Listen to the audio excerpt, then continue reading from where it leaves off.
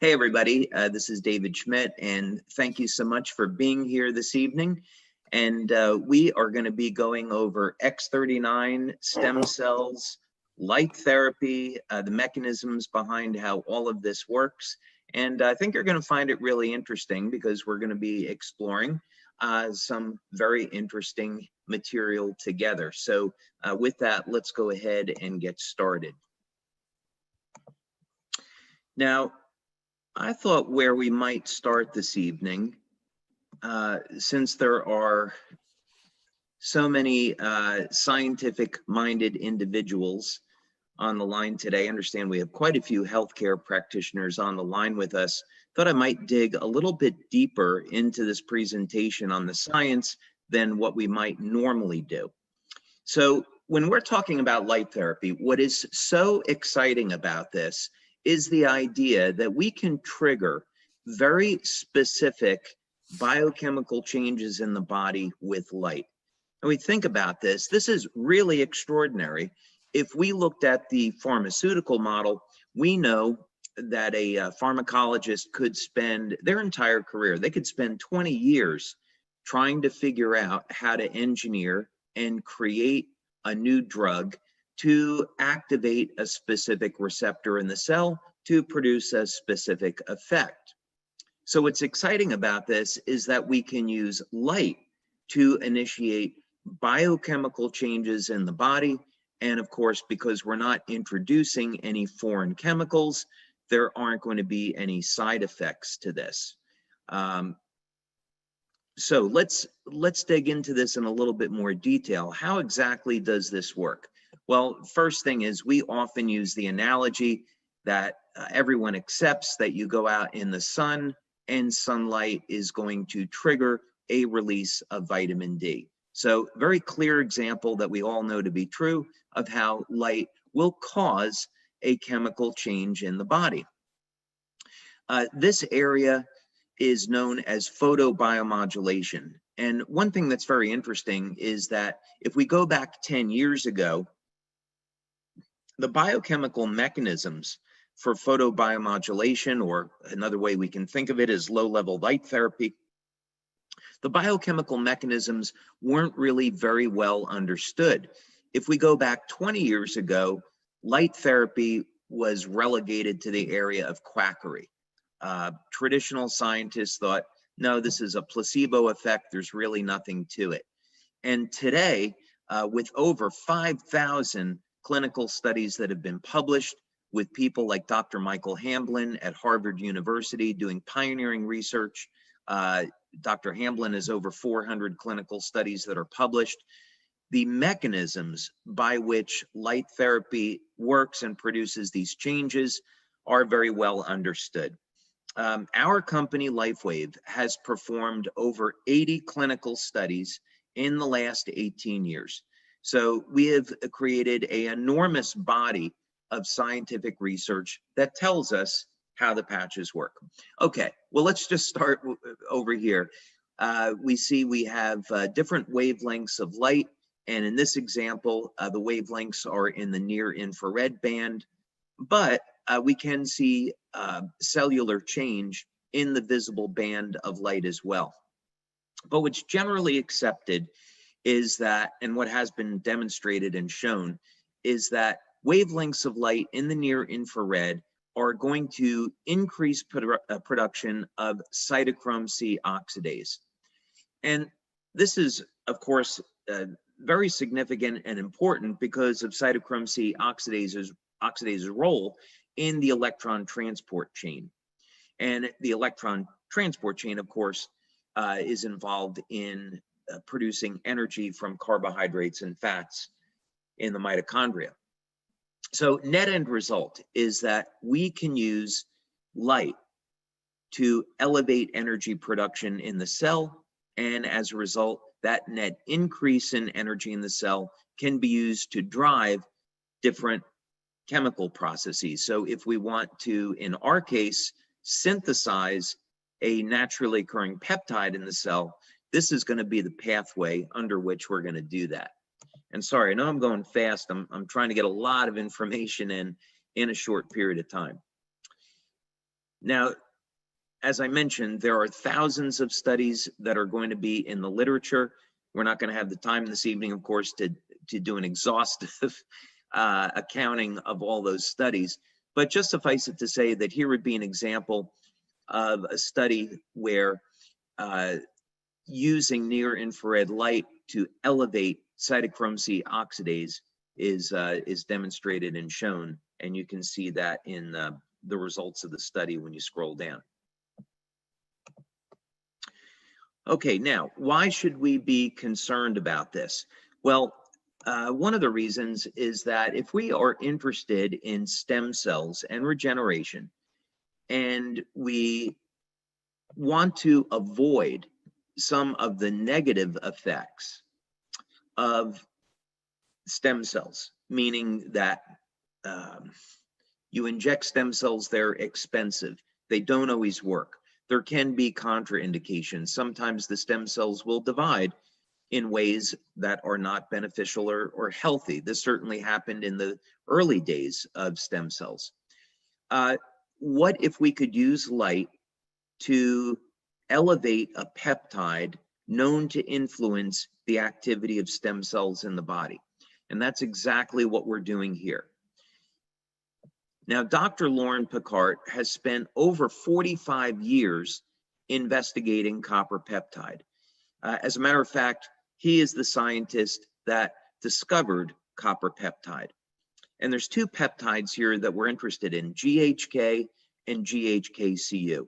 The difference is that what we've seen in our studies, which I'll show you in a moment, is that first X39 will elevate GHK, and then GHK will bond with copper ions. It has a very high affinity for copper, and both GHK and GHK-Cu are going to show a number of metabolic benefits, but specifically, we're going to look at the role of GHK-Cu in stem cells.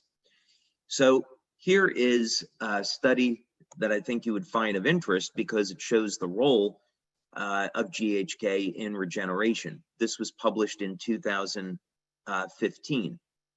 And the mechanism is extraordinarily interesting. When we think about how are human beings going to benefit from stem cell therapy, we often think in terms of injecting young, healthy cells into the body. And that's certainly one way to do it. But what if we could take the endogenous, naturally occurring stem cells that are already in our body and get them to function like younger, healthier cells? And this is one of the really exciting things about copper peptide. You can see here that one of the things that was discovered by Dr. Picard is that about 4,000 genes are regulated, either up or down regulated, but essentially resetting those genes to a younger, healthier state. So this means that the stem cells can behave like younger, healthier cells. Here's a later study that was published in 2018. And when Dr. Picard began to see the regenerative effects of copper peptide, he then, of course, naturally concluded that copper peptide must be showing a role in stem cells. And of course, it turned out that he was correct. And what is actually going on here? Several things to be very interested in. First, copper peptide is going to reset cells to a younger, healthier state by altering gene expression. Then those stem cells are mobilized through increased expression of P63. And here is a study that was actually looking at that. What happens when you elevate copper peptide in the skin? Now, not only will copper peptide increase the ability of stem cells to get to an injury site, but in addition, copper peptide has been found to revert the stem cells in the skin to pluripotent stem cells. So this means the total number of circulating stem cells increases. And in other studies that have been published, this leads to regeneration of damaged tissue. So we, of course, have done a significant number of studies, and you can find them here. We're not going to have time to go over all of these this evening. We have 9 clinical studies that we've completed so far on X39. Because of COVID, there have been delays in getting those published. We have one in particular I'm really excited about. It's a 50-person double-blind study on looking at X39 on how it elevates copper peptide. We have the predecessor to that that you can see here that was published. But basically what we show is that within the first 24 hours, X39 elevates GHK. And this is why when you look at metabolic studies that we've done on X39, it shows that most people are going to start to feel results in as little as 24 hours, and vast majority within the first 7 days. Okay, let's back up a little bit here.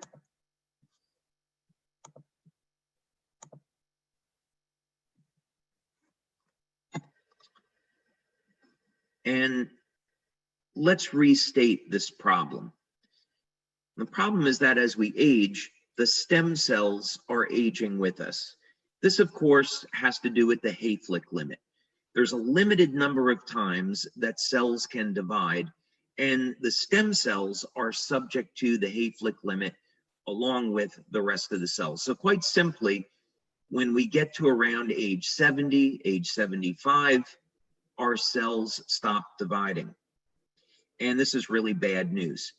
Anybody that has gotten over the age of 60 or 70 knows that their ability and their capacity to heal and recover from an injury has slowed down dramatically. This is a result of a degradation in the quality of the stem cells, their ability to proliferate, their ability to release growth factors, and eventually, of course, we don't have any more stem cells. So most of the solutions that companies are looking at is, let's take young, healthy stem cells and inject them into the body. And there is not a major success of this that's available today. Most governments have not approved stem cell therapy. There's only limited, very limited approvals. Most of this has to do with bone marrow transplants. And that's because there are significant risks that are associated with injecting stem cells. If they don't divide the way that they're intended to be used, they could divide into cells that are not supposed to be in the tissue where they are injected. So for example, in Japan, there has been ongoing research into Parkinson's disease. And there's a human study going on right now where a needle is inserted into the brain and stem cells are injected directly into the brain. Well, when this research first started, stem cells divided into muscle tissue, liver tissue, hair, and the animals ended up dying because the stem cells divided from a pluripotent state down into a multipotent state that was not desirable. The division was uncontrolled. So these are some of the risks associated with stem cell science as it is today. But of course, that's going to change in the future. So what we want to do is make stem cell science affordable, safe, effective, and available to everybody. So how are we going to do that? Well, as Robin was saying, I have over 100 patents now. I reached that milestone this year. Those are 100 issued global patents with many more that are pending. And over 70 of those are just in the field of stem cells and regenerative medicine. And we've spent over $4 million over the last 12 years in developing X39. And research, of course, is ongoing as we find new ways to utilize our technology with respect to stem cells. Some of the early research we did was with the National University of Ireland in Galway at their Regenerative Medicine Institute. This research was actually funded by Scientific Foundation Ireland. And Remedy, by the way, and NUIG is in the top 2% of universities globally in the field of stem cell research. So when you go over to the west coast of Ireland and you're at this institute, you can find all of the major healthcare companies doing research there.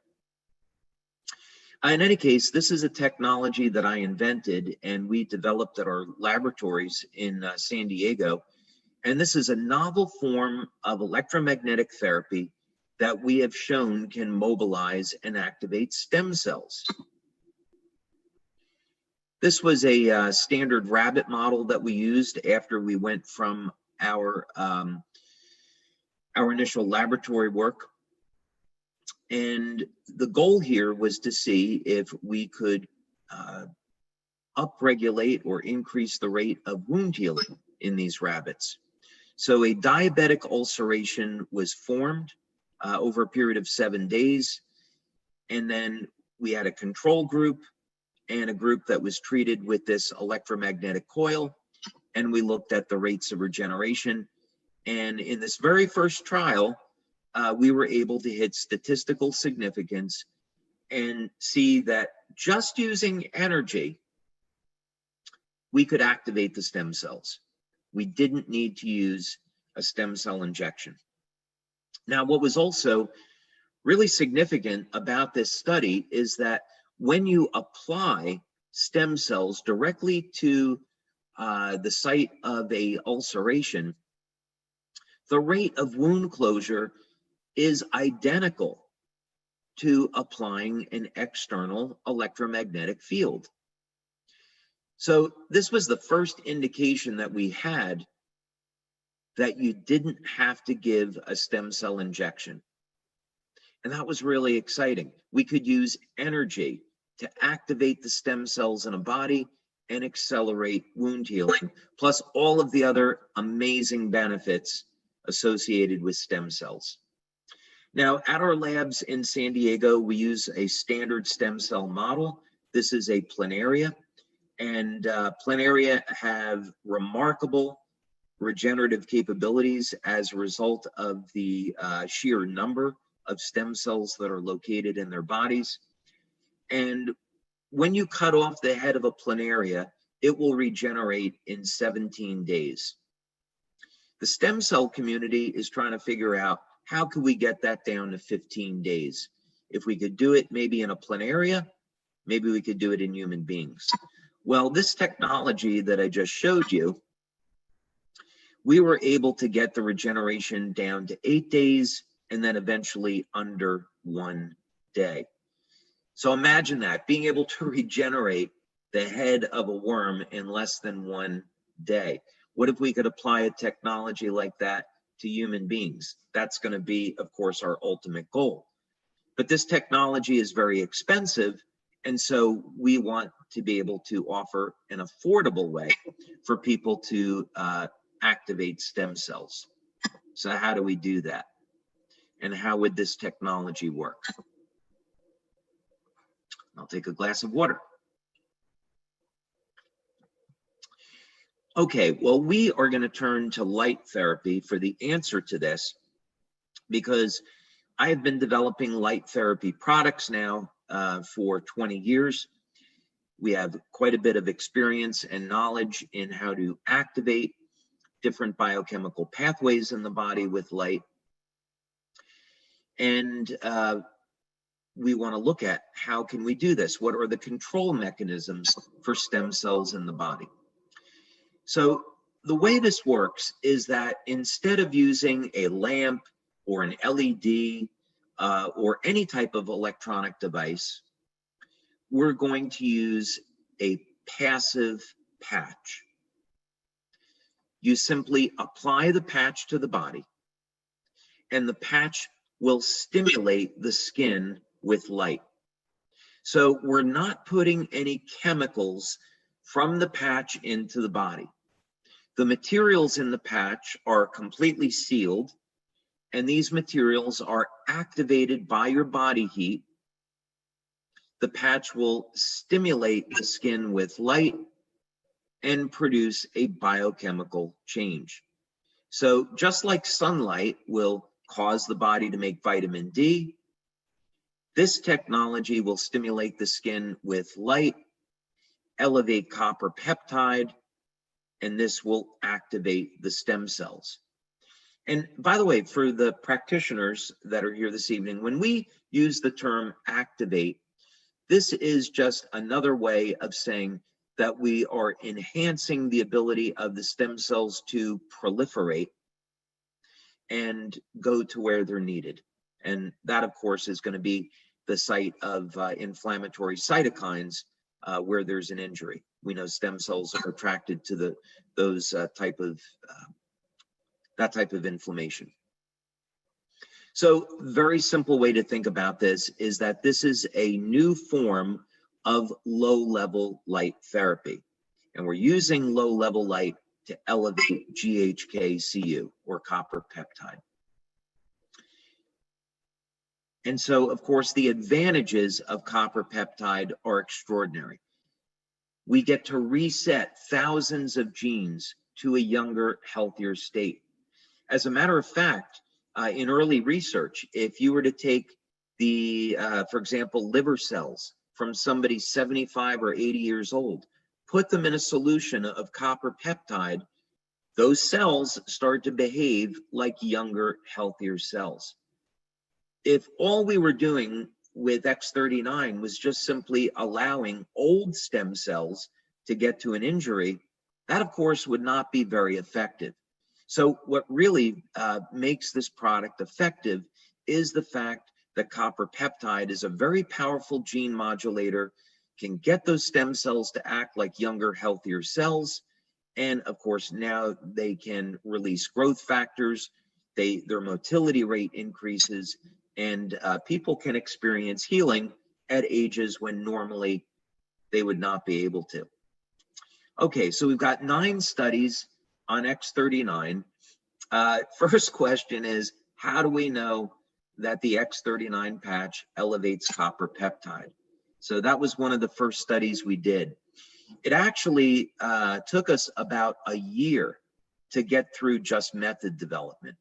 So we had to develop methods. We worked with 2 different laboratories, and these were microanalytical labs. And first we looked at urine analysis. Could we detect copper peptide in the urine? Then eventually we landed on doing blood studies, and the method development led to a procedure where we could detect copper peptide in blood.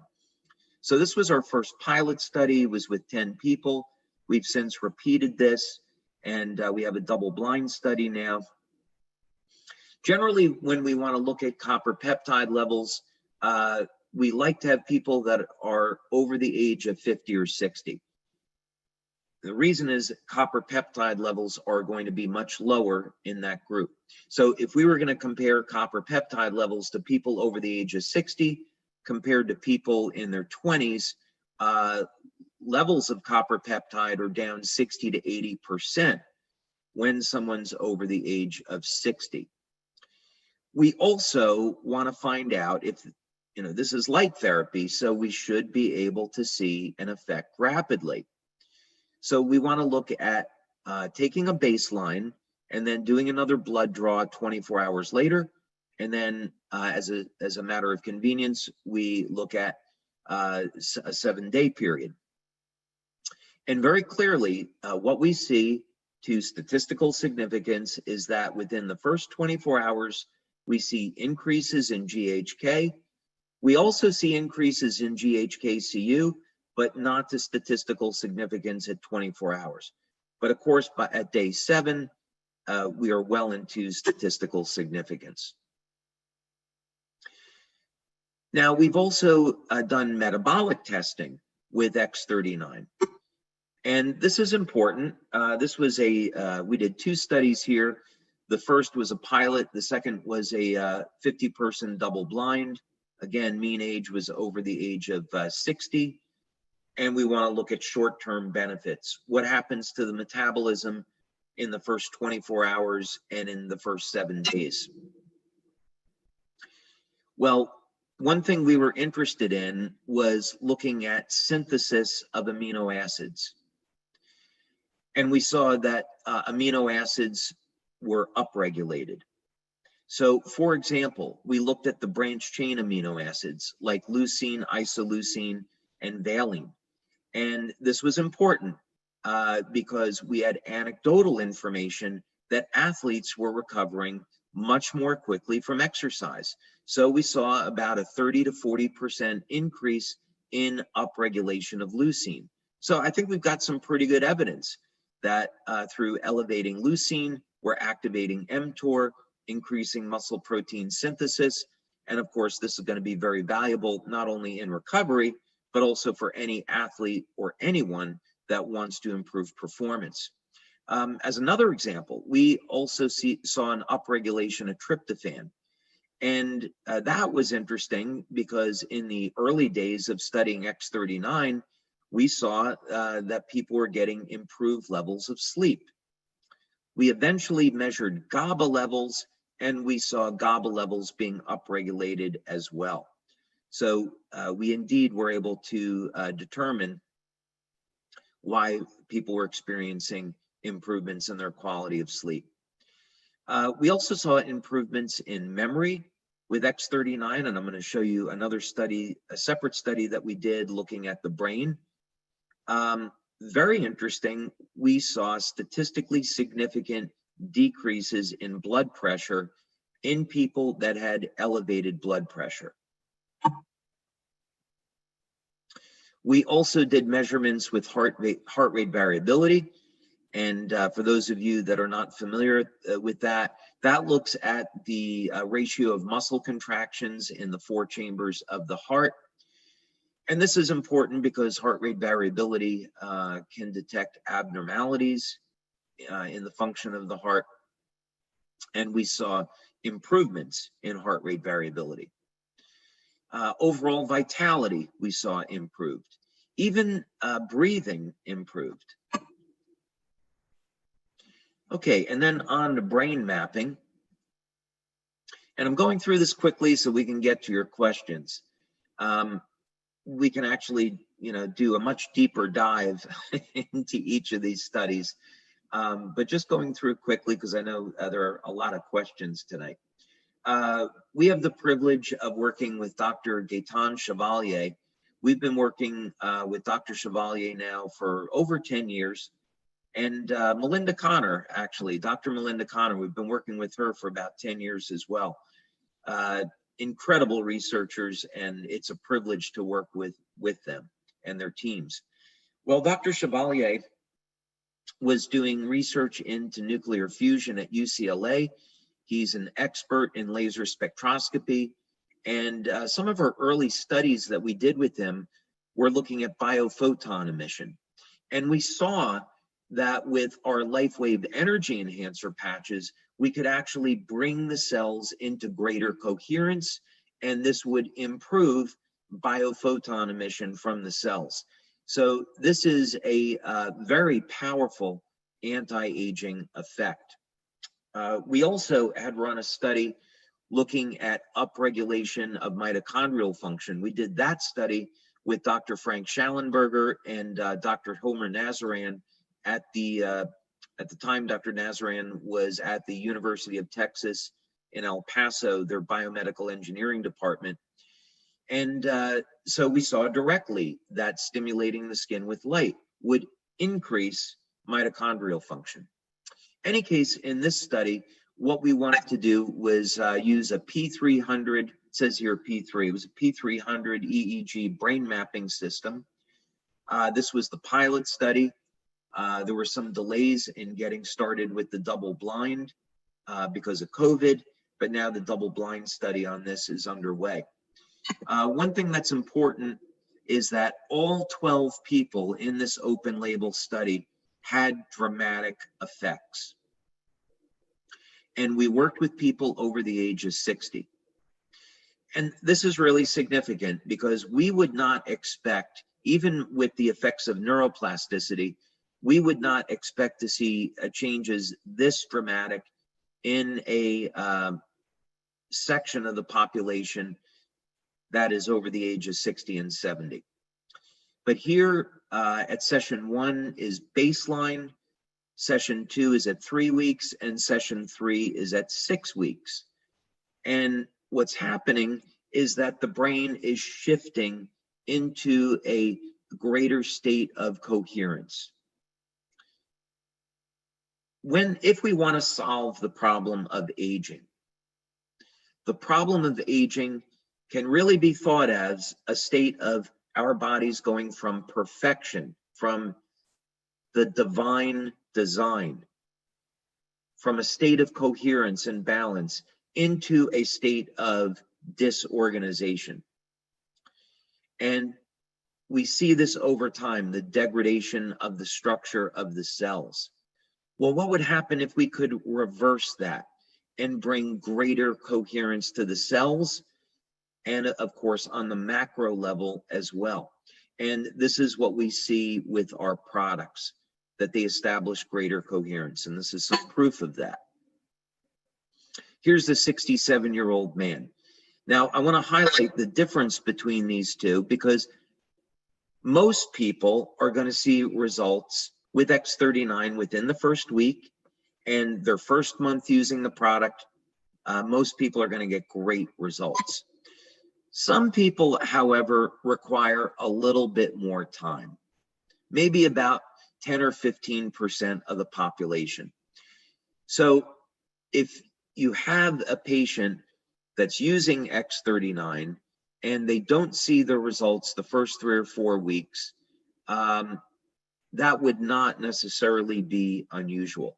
You can see by session 3 here at 6 weeks, already there's a very significant improvement as compared to baseline. So some people are going to take a little bit longer, but it's only about 10 or 15% of the population. Okay, and then just moving quickly now, many of you might have already seen these testimonials, so we'll go quickly through them. But some of the dramatic effects we see with X39 are in the area of wound healing. So sometimes it can be a scar that's more than a year old. Even we've had people with scars that were 18 years old. They still saw a dramatic reduction in the appearance. Or here, this is just after 2 weeks on a more recent scar. X39 can be applied behind the neck, below the belly button, and it will produce a systemic effect. Some people prefer to put the patch at the site of an injury, and of course, that's fine too. So this is a young man who had a job interview coming up, and he was in an accident, and you can see within 5 days, he experienced a dramatic result. This one's really extraordinary. I was meeting with a doctor yesterday, and we were discussing a study on X39, and I showed him this picture, and he was absolutely blown away. Here's a gentleman that was in a car accident, nearly lost his hand, and yet 2 months later, virtually no sign of that injury. So this is the power of resetting stem cells to a younger, healthier state. This is also, I mean, just incredible. This is a young boy, 9 years old in Denmark, caught his finger in a door, had it severed off. The doctors reattached it. You can see initially it turned black. The parents applied X39, and only 2 months later, the finger is back to normal. The doctor was astounded and said they didn't think that this was possible, and even still, they would have expected more like a 9-month recovery. Now, of course, stem cells, while they do a great job with wound healing, they certainly have very, very powerful anti-aging effects. And one of the things that stem cells do really well is make collagen. Of course, collagen is the most abundant protein in the body. And we know that as we age, there is a decrease in our levels of collagen, and hence this is going to lead, partially, that's going to lead to formation of lines and wrinkles. And this is a woman, her name is Mandy. She is in Australia, and you can see very dramatic result after 6 weeks. And she was thrilled with the results. She continued to use X39, and you can see dramatic change after 1 year. Now, this was actually the very first, I'll call it, youth renewal testimonial that we received on X39. This woman lives in Denmark. She's 93. Her daughter is a Lifewave distributor. The mom here was dealing with a number of very significant health challenges. And so the daughter gave her X39 in the hopes that it could help support her health. And everyone was truly shocked at the transformation that she went through in only 2 months. So this is all to say that through our research and through practice, we have found that you don't have to have injections of stem cells, that activating the stem cells with copper peptide can lead to remarkable health benefits. One area that we are interested in exploring actually is, well, what happens when you elevate copper peptide and you give a stem cell injections? Would the benefits be even greater? That's an area that we tend to explore in our clinical research. We tend to feel that there could be some synergies there that are really worth exploring.